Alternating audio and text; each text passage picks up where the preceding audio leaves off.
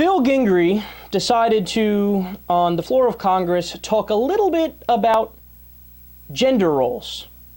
This should be very interesting. Let's listen.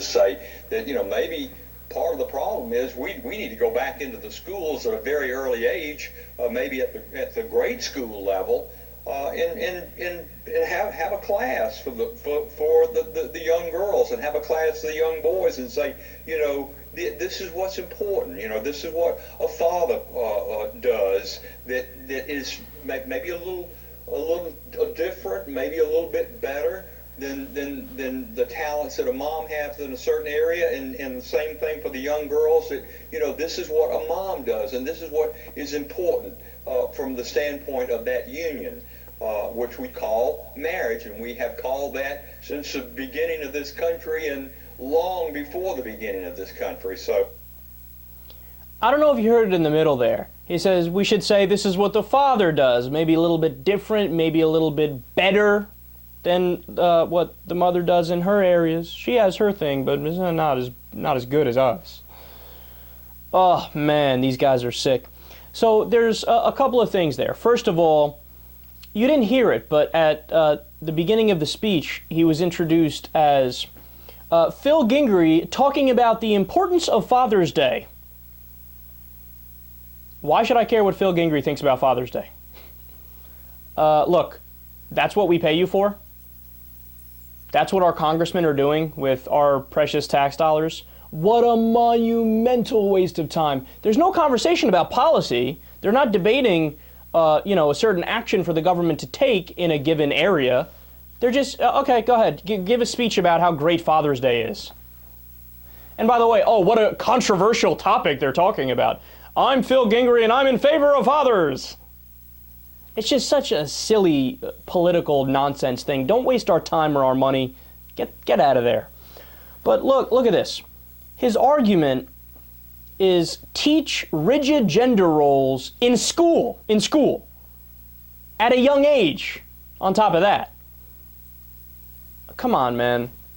Look, again, I want to be clear about what makes sense in terms of gender roles. If you want to be in a family where it's like Leave It to Beaver and the father is the breadwinner and the mother stays home and raises the kids, and you choose to live that kind of lifestyle, I have no problem with that. You can live whatever kind of lifestyle you want.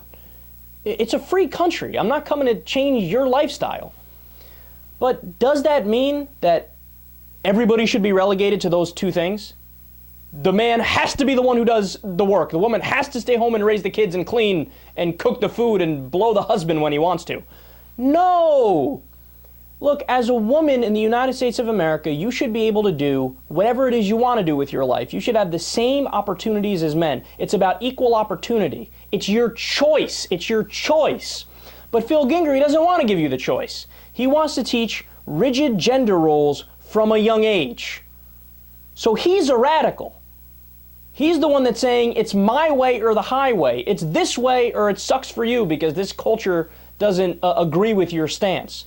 No, you have to accept everybody's different types of lifestyles, and you don't say from a very young age, this is all the men can do and this is all the women can do. That's silly. Now, on top of that, let's not forget the hypocrisy either. These are the same Republicans that flip out and shriek every time a liberal wants to teach something in school.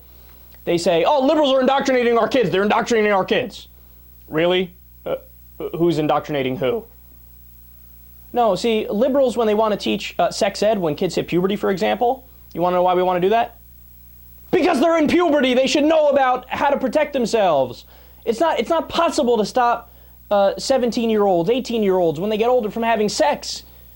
That's when their hormones are most raging. You can't rewire human nature or biology, so you need to teach them the facts, right?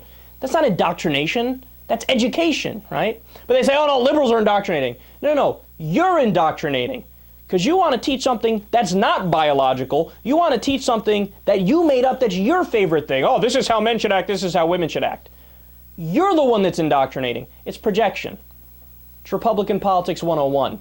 Whatever you're doing, you accuse the liberals of doing it.